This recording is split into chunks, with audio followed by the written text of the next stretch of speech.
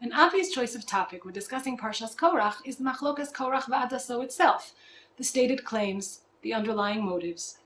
But I've chosen a different topic to discuss with you today, and that is the role of the Ketores in Parshas Korach.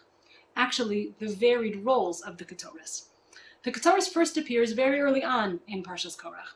When Moshe is devising a proper response to those involved in the Machlokas, he tells them, Zos asu, k'chu lachem machtos, Korach v'chol adaso, usnu vahen eish, v'simu alehen ketores lifnei Hashem machar. This will be the litmus test to distinguish those who are proper from those who are not.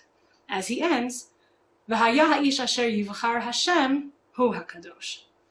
Of course, when the 250 Roshei Sanhedraot who joined Korach did as Moshe had instructed, and they brought their ketores to the Pesach Ohel Moed, what happened was predictable. Ve'eish yatz'a me'eis Hashem, v'tochal eis ha'chamishim u'masayim ish makrivei ha'ketores. Hashem's fire consumed them all. The ketores then appears again, in Revi of the Parsha. In the interim, Bnei Israel have lodged a seething complaint against Moshe and Aaron. Atem hamitem es am Hashem. You have killed am Hashem. Their reference, of course, is to Korach, Dasan, and Aviram, and the Maktirei HaKetores. HaKadosh Baruch Hu threatens to destroy this complaining nation, and what ensues is a plague that kills 14,700 people before it is stopped. And how is it stopped? By Moshe acting quickly, instructing Aaron to take a machta with fire and ketores, the holech meheira el ha'eda v'chaper alehem, bring a kapara to Bnei Israel via the ketores. These two varied roles played by the ketores, a prop which brings death and a prop which leads to death, prop which brings death and prop which stops death, does not escape Chazal's notice. Based on the Mechilta, Rashi in Perek Yud Zayin Pasuk Yud Gimel explains that after the death of the 250 Roshei Sanhedraot, Klal Yisrael began to make a classic mistake.